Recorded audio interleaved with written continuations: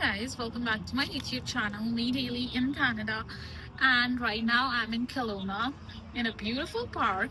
But today's video is not about this. Today's video is all about being an international student, how I managed to pay off my fees. So let's get into the video. So like any other international student, मैं जब India से यहाँ पर आई तो मेरे parents ने 1 year की fees पे करी थी एंड GIC, जो कि उस टाइम पे $10,000 थी. Now I know it has been increase to may be $20,000, but yeah I am telling you my scenario. तो honestly I am not one of those blessed kid कि मैं आपको बोलूँ कि गाइज मैं आई 15-20 दिनों में जॉब लग गई एंड मैंने सेव करना शुरू किया. नहीं, मेरे साथ it was like it took me 4 months and 4 महीने हाँ मैंने अपनी GIC खाई है and that is what it is. But yes, still I managed to pay my fees and I'm gonna share like whole thing and it's like reality. Because actually में मुझे ऐसा लगता है कि जब अपने टाइम पे मैं वीडियोस देखती थी ऐसा होता नहीं है जैसा उसमें बताते थे कि आप पूरी GIC बचा लेते हो, आप काम करते हो, काम में से भी इतना बच जाता है. नहीं, because honestly Canada is an inflation, right, and prices हर चीज़ के बढ़ रहे हैं, बट जो आपकी पे है वो बहुत कम रेट से इंक्रीज होती है.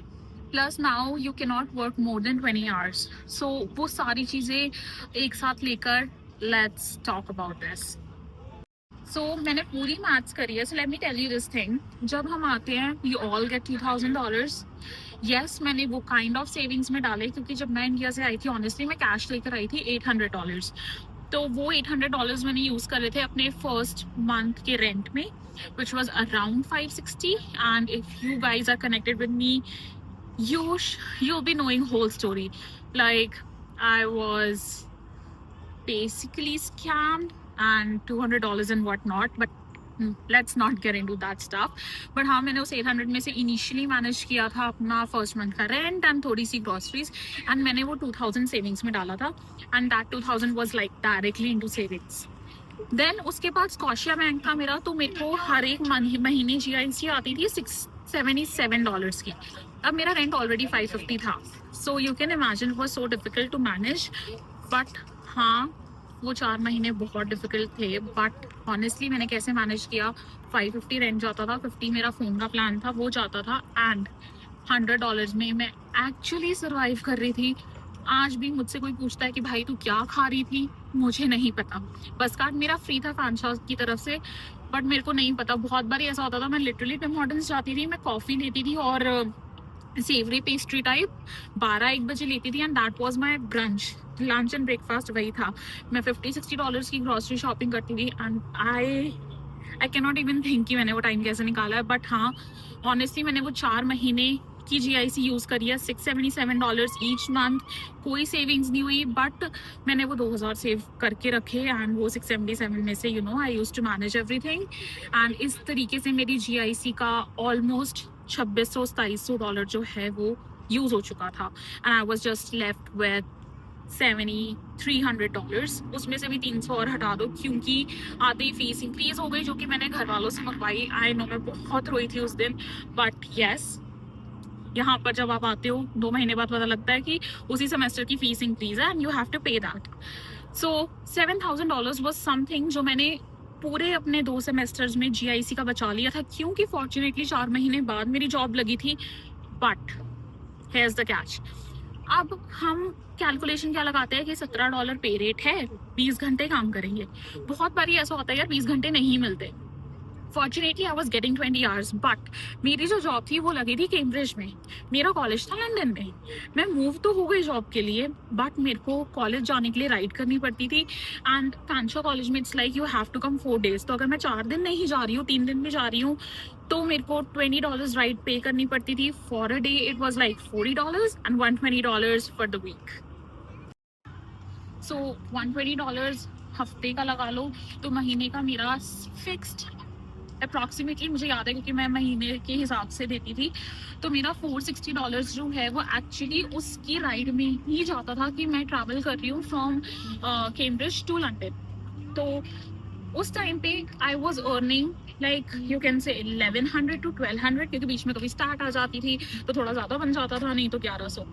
और उसमें से एक्चुअली मेरा $450 सिर्फ और सिर्फ जा रहा था राइड्स में।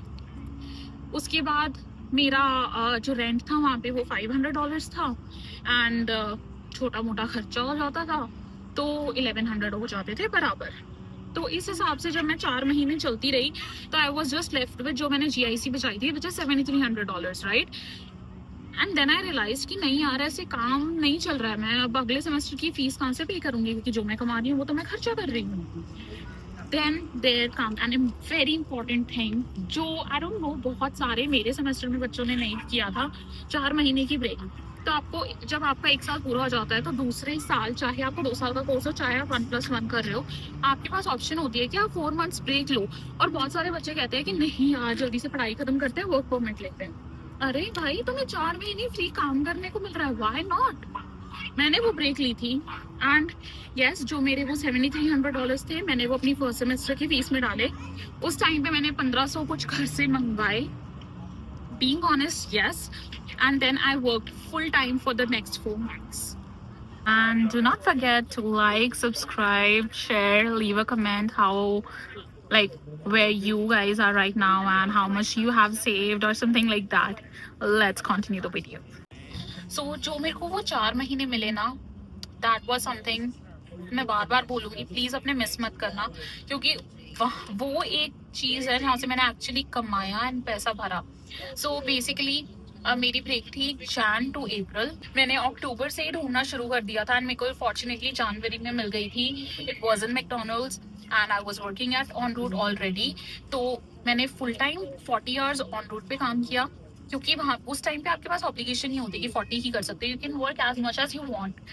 एंड मैंने साथ ही साथ 10, 12, कभी 16 हो जाते थे हफ्ते के घंटे कुछ मैकडोनल्ड्स पे भी काम किया। So all together I was working like honestly 55 to 60 hours and if I talk about the pay then it was almost close to 3K।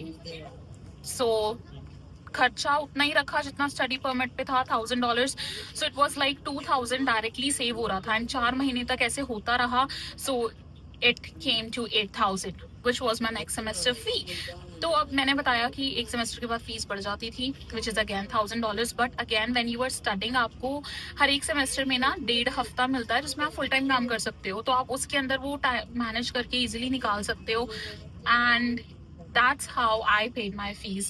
Yes, it's not like कि मैं बोलूँ मैंने अपनी पूरी फीस खुद भरी, मैंने बीच में $2000 घर से मंगवाए, but I think I tried my best.